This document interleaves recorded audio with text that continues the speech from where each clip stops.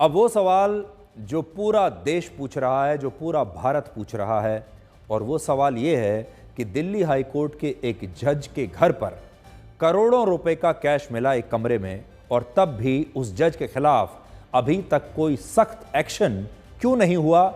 पूरे देश के लोग ये सवाल पूछ रहे हैं।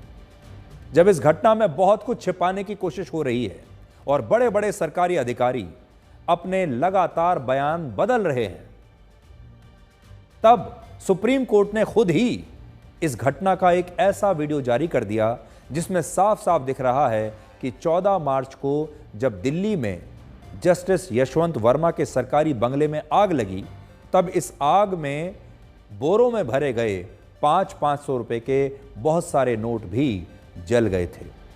ये वो वीडियो है, और फायर डिपार्टमेंट के जिन कर्मचारियों ने ये वीडियो बनाया था, वो खुद इस वीडियो में इन नोटों की पुष्टि कर रहे थे। पीछे से उनकी आवाजें भी आ रही हैं, और जाहिर है जब ये वीडियो उन्होंने बनाया होगा तो फायर डिपार्टमेंट के जो कर्मचारी आग बुझाने गए होंगे, उन्होंने इतनी बड़ी मात्रा में जब ये कैश देखा तो उनकी आंखें भी फटी के फटी रह गई होंगी। जज के घर में गए तो थे आग बुझाने के लिए, और एक कमरे में इतना कैश उन्हें जब देखने को मिलता है और नोट जल रहे हैं आग में, तो जाहिर है उन्होंने सबसे पहला काम तो ये किया होगा कि इसका एक वीडियो बना लिया। लेकिन ये वीडियो अचानक से पहले तो किसी के पास था नहीं, और फिर सुप्रीम कोर्ट ने ही खुद इस वीडियो को जारी कर दिया, और ये इस घटना का सबसे बड़ा सबूत है। पहले आप वीडियो देख लीजिए, फिर इसके बारे में आपको बताएंगे।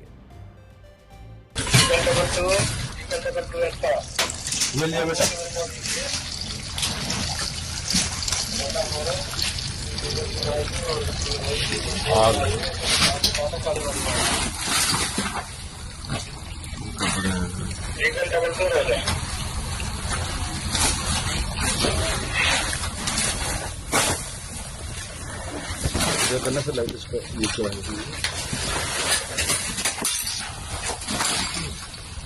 सब कर देखा दे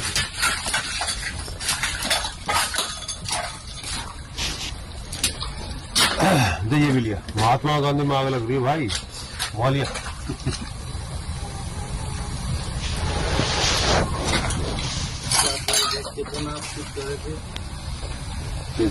ये भी लिया बेटा।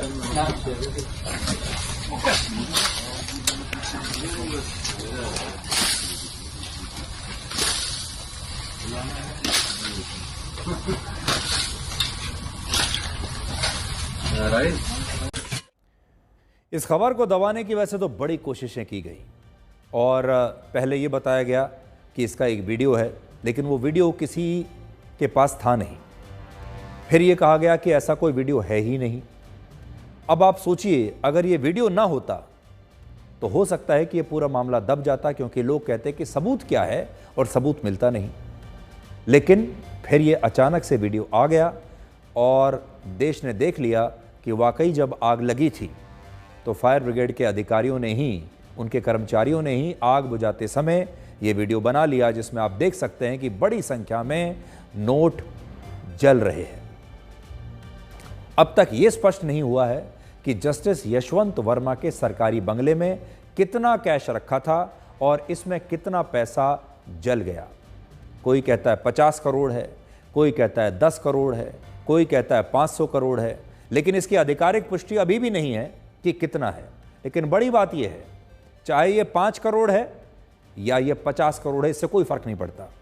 बड़ी बात यह है कि इतना कैश एक दिल्ली हाई कोर्ट के जज के घर में क्या कर रहा था।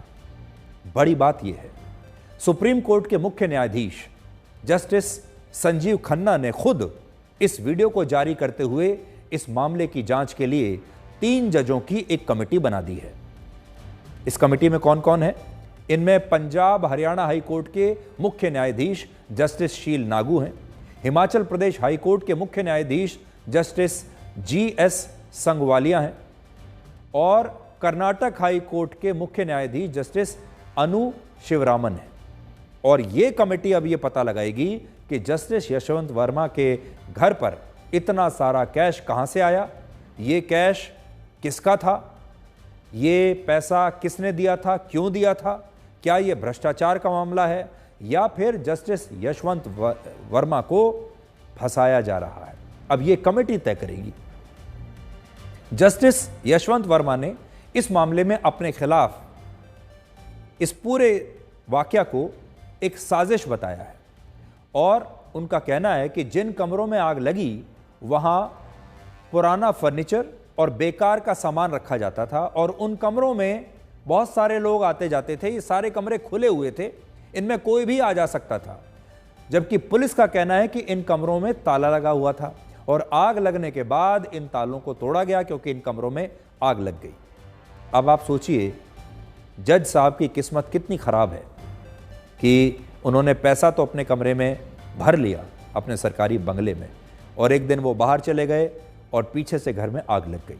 अगर ये आग ना लगती, अगर ये दुर्घटना ना हुई होती तो शायद जीवन भर इस पैसे के बारे में किसी को पता नहीं चलता, लेकिन किस्मत खराब निकली और आग लग गई।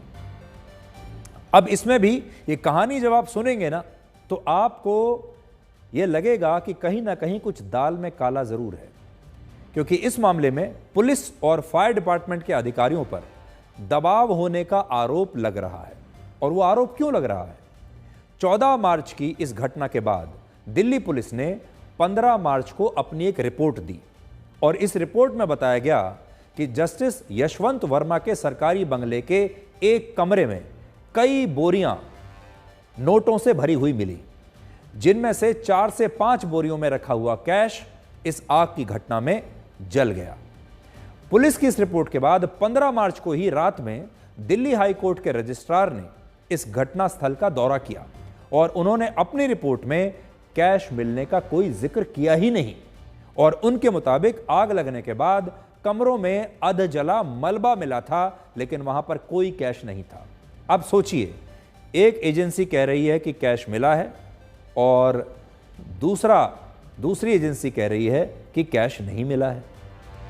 इसके बाद दिल्ली पुलिस ने भी अपनी एक नई रिपोर्ट पेश की जो 15 मार्च की पिछली वाली रिपोर्ट से अलग थी और इसमें जस्टिस यशवंत वर्मा के घर से कैश मिलने का कोई जिक्र नहीं था। यानी ऐसा लगता है कि इस रिपोर्ट को बाद में बदल दिया गया। आपको भी लग रहा होगा कि यह हो क्या रहा है, कभी कैश मिलता है कभी नहीं मिलता है। एक रिपोर्ट में कहते हैं कि कैश मिला है, दूसरी रिपोर्ट में कहते हैं कि कोई कैश नहीं मिला है। आखिर कुछ ना कुछ दबाव तो होगा और यह सब भी तब हुआ जब सुप्रीम कोर्ट ने अपनी प्रेस रिलीज में बहुत ही सिलसिलेवार तरीके से इस पूरी घटना के बारे में जानकारी दी है। अब सुप्रीम कोर्ट ने क्या जानकारी दी? 14 मार्च को रात 11:30 बजे जब जस्टिस यशवंत वर्मा के घर में आग लगी, तब उनके एक कर्मचारी ने पुलिस कंट्रोल रूम को कॉल किया और उन्हें बताया कि जस्टिस वर्मा कहीं दिल्ली से बाहर गए हुए हैं और पीछे से उनके सरकारी बंगले में आग लग गई है। इसके बाद फायर डिपार्टमेंट की एक गाड़ी जस्टिस यशवंत वर्मा के घर पहुंचती है और जब ये आग को बुझाने के लिए एक कमरे को खुलवाती है, जब फायर डिपार्टमेंट के कर्मचारी कहते हैं कि इस कमरे को खोलिए क्योंकि इसमें आग लग रही है, तो वहां पर फायर ब्रिगेड के कर्मचारियों को कई बोरियां मिलती हैं जिसमें कैश भरा हुआ है, नोट भरे हुए हैं और ये जो कैश है ये जल चुका है। उसके बाद वही अधिकारी इस पैसे का एक वीडियो बना लेते हैं और फिर इसकी जानकारी दिल्ली पुलिस के कमिश्नर संजय अरोड़ा को दी जाती है और दिल्ली पुलिस के कमिश्नर इसके अगले दिन 15 मार्च को दिल्ली हाई कोर्ट के मुख्य न्यायाधीश जस्टिस देवेंद्र कुमार उपाध्याय को फोन करते हैं और फोन पर बताते हैं कि जस्टिस वर्मा के घर पर पुलिस को भारी मात्रा में कैश मिला है। यह जानकारी मिलने के बाद दिल्ली हाई कोर्ट के मुख्य न्यायाधीश जस्टिस देवेंद्र कुमार उपाध्याय 15 मार्च को ही सुप्रीम कोर्ट के मुख्य न्यायाधीश जस्टिस संजीव खन्ना को फोन करते हैं और इस पूरे मामले की जानकारी देते हैं।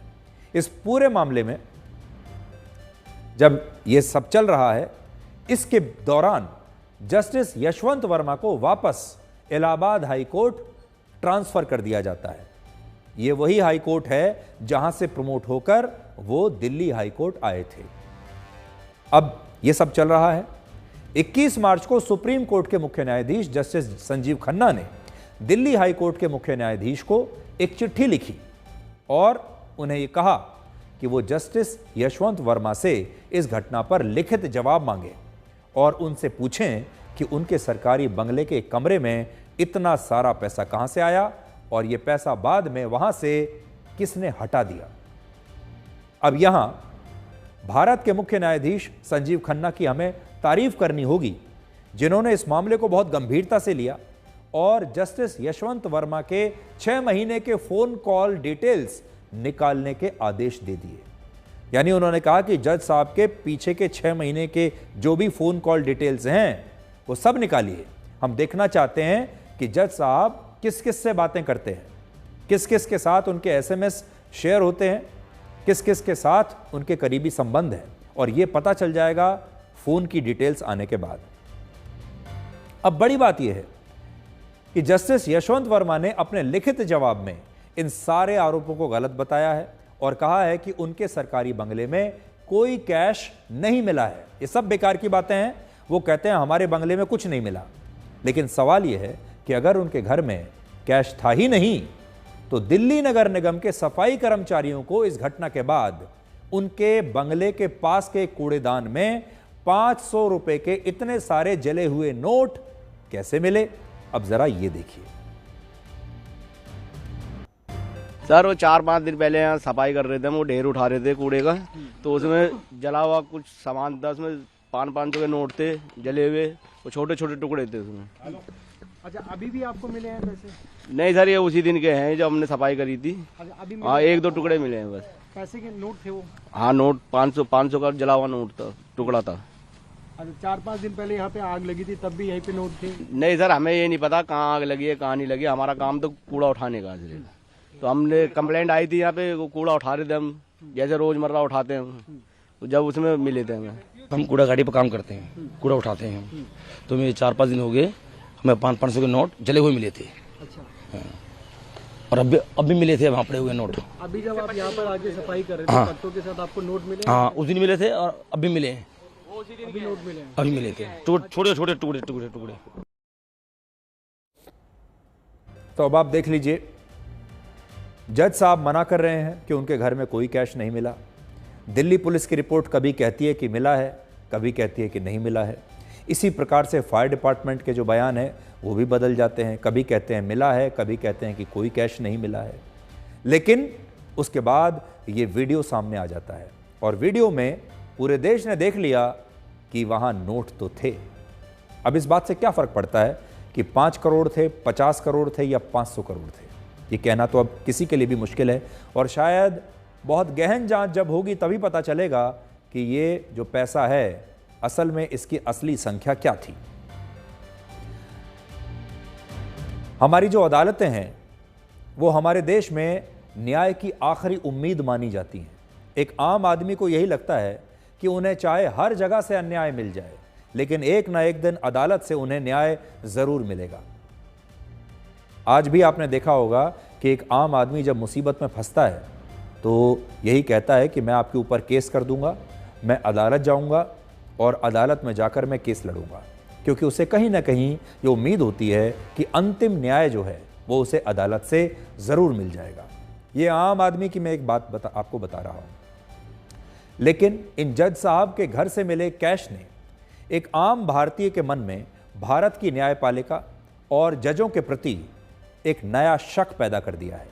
हमारे देश में अगर कोई व्यक्ति भ्रष्टाचार के मामले में पकड़ा जाता है तो कोर्ट में यही जज उसका फैसला करते हैं, लेकिन कोर्ट में फैले भ्रष्टाचार पर ना तो कभी कोई बात होती है, ना ही इससे जुड़ी शिकायतों पर आपने कभी किसी कार्रवाई की खबर देखी होगी या पढ़ी होगी। हमारे देश में हमारे जो जज हैं अदालतों में जो बैठे हैं वो पूरे देश को न्याय देते हैं, लेकिन अगर वो जज भ्रष्टाचार करें तो फिर न्याय कौन देगा? इनकी जांच कौन करेगा? वर्ष 2022 में राज्यसभा में यह बताया गया था कि वर्ष 2017 से 2021 के बीच अलग अलग हाई कोर्ट और सुप्रीम कोर्ट के जजेस के खिलाफ भ्रष्टाचार और दूसरे मामलों को लेकर 1631 शिकायतें दर्ज हुई थी। लगभग 1600 शिकायतें सुप्रीम कोर्ट और हाई कोर्ट के जजों के खिलाफ दर्ज हुई, लेकिन इन 1500 शिकायतों पर क्या कार्रवाई हुई, इसकी जानकारी आज तक किसी के पास नहीं है। आमतौर पर जब किसी सामान्य व्यक्ति पर, किसी सरकारी अफसर पर, किसी व्यापारी पर, बिजनेसमैन पर, उद्योगपति पर भ्रष्टाचार का कोई आरोप लगता है तो ऐसे मामलों में तो उसे गिरफ्तार कर लिया जाता है, लेकिन जजों के मामले में ऐसा नहीं होता और उन पर एक अलग तरह से कार्रवाई की जाती है। यह कार्रवाई सुप्रीम कोर्ट की आंतरिक जांच समिति करती है और इस जांच समिति में जजों को ही शामिल किया जाता है, यानी जज ही दूसरे जज की इंक्वायरी करते हैं।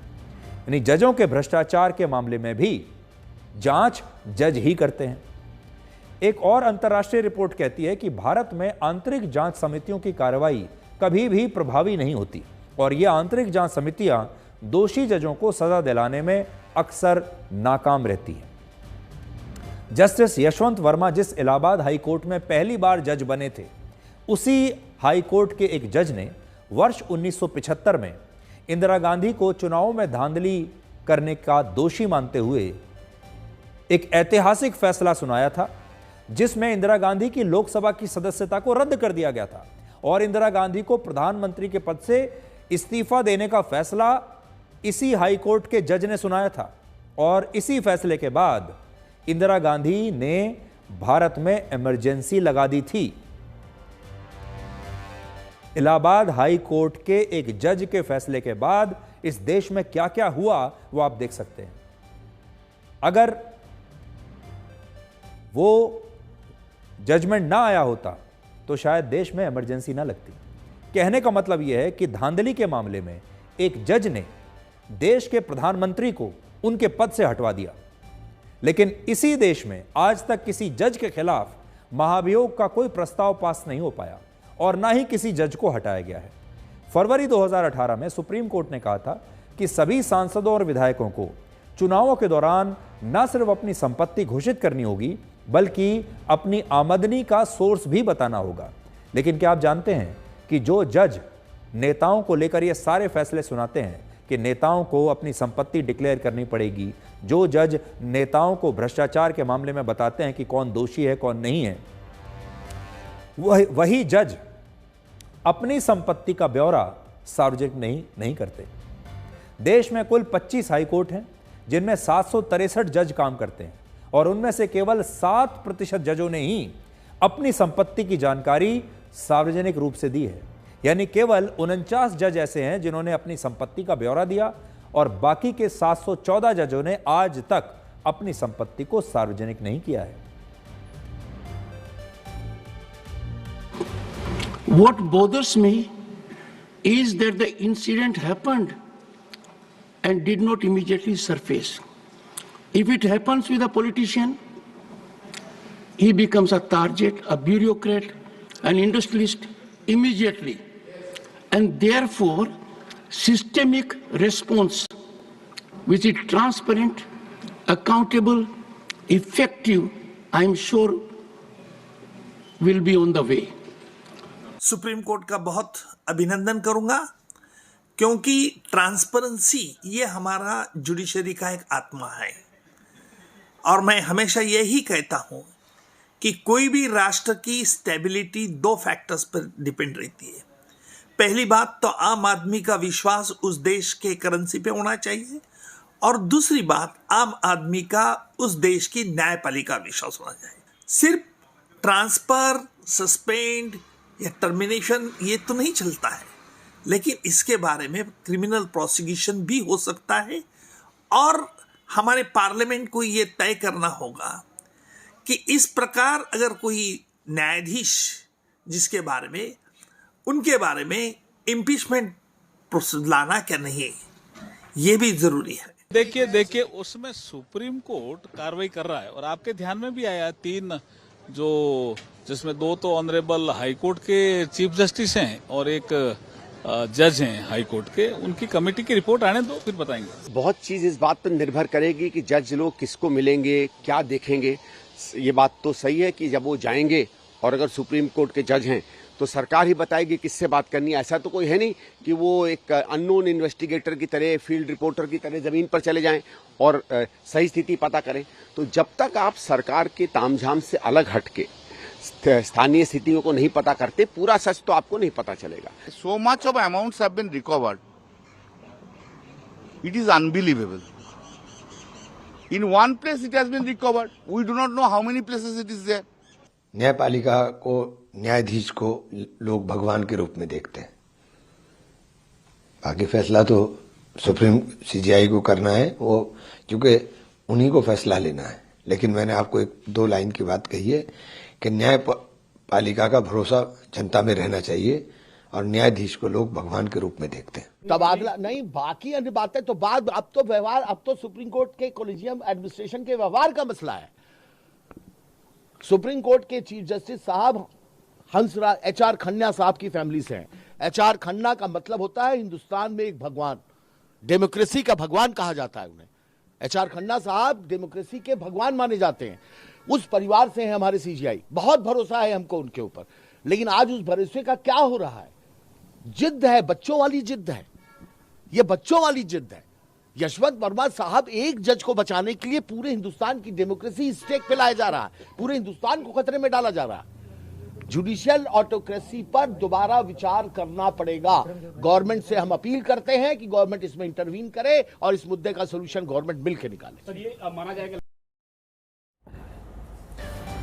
पुणे में एक सड़क दुर्घटना हुई थी जिसमें एक जज ने नशे में अपनी गाड़ी से 2 लोगों की जान लेने वाले 16 साल के एक लड़के को सिर्फ इतनी सी सजा दी कि उससे कहा कि सड़क दुर्घटना पर एक निबंध लिखे और निबंध लिखने के बाद उसको जमानत दे दी।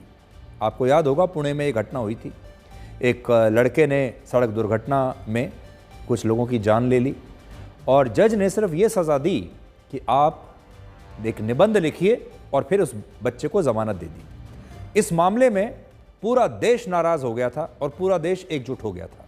सोचिए, क्या देश के लोगों को इसी तरह की एकजुटता अब इस मामले में नहीं दिखानी चाहिए? क्या ये नहीं कहना चाहिए कि अगर कोई जज गलत है तो उसे सिर्फ ट्रांसफर करके छोड़ा नहीं जा सकता? ट्रांसफर तो कोई सजा नहीं हुई, ट्रांसफर कर देना कोई एक्शन नहीं हुआ। इस देश में सबके लिए कानून बराबर होना चाहिए, चाहे वो न्याय पाने वाला हो या स्वयं न्यायाधीश ही क्यों ना हो।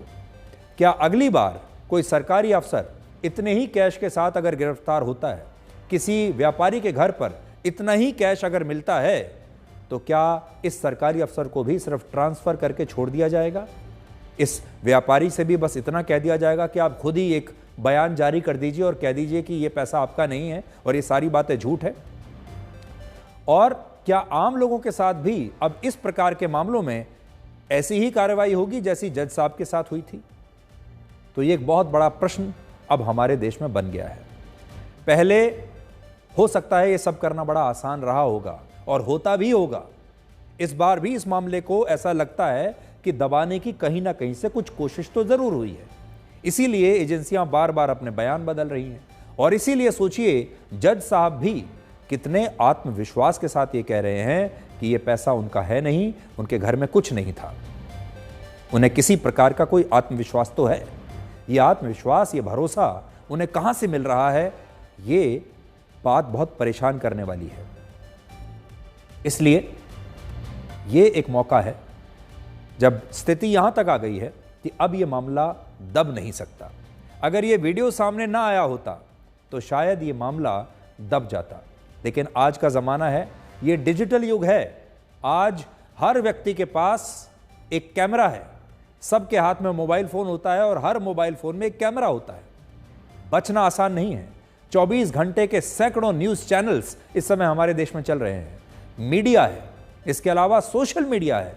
अब इस तरह की घटना को आप दबा नहीं सकते, चाहे आप रिपोर्ट में कुछ भी लिखवा लीजिए। इसलिए इस बार फैसला हो ही जाए। इसका समस्या का समाधान क्या है? इसका इलाज यह है कि हमारे देश में जजों पर लगने वाले भ्रष्टाचार के मामलों की जांच के लिए एक अलग से आयोग बनना चाहिए और इस आयोग की अध्यक्षता में किसी भी जज का कोई दखल नहीं होना चाहिए और यह आयोग पूरी तरह से आजाद और स्वतंत्र होना चाहिए।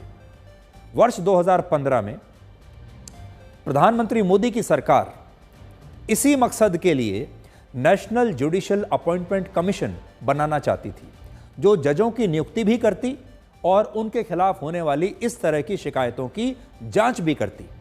लेकिन सुप्रीम कोर्ट ने इस कमीशन को असंवैधानिक बता दिया और इस पर रोक लगा दी। लेकिन आज फिर से इसी तरह का एक आयोग बनाने की मांग तेज हो रही है। और बड़ी बात यह है कि उस समय सुप्रीम कोर्ट इस आयोग को बनाने के लिए तैयार नहीं हुआ, लेकिन अब सुप्रीम कोर्ट के जजों ने भी देख लिया, देश ने भी देख लिया कि जुडिशरी में भ्रष्टाचार है। और इस तरह की कहानियां, किस्से, खबरें हम सुनते रहते हैं, लेकिन किसी की हिम्मत नहीं होती कि वो सीधे उंगली उठा दे किसी जज के ऊपर। लेकिन इस बार ऐसा हुआ है, पर्याप्त सबूत हैं, सबूत पूरे देश ने देख भी लिए हैं। इसलिए हमें ऐसा लगता है कि अब एक अलग से आयोग बनना ही चाहिए, जो आयोग जजों की अपॉइंटमेंट भी कर सके और इस तरह की जो शिकायत आती हैं जजों के खिलाफ, उस पर वो अलग से जांच कर सके। इस जांच को, जजों की जांच से अब जजों को हटाना होगा और ये जांच एक स्वतंत्र एजेंसी के हाथ में देनी होगी।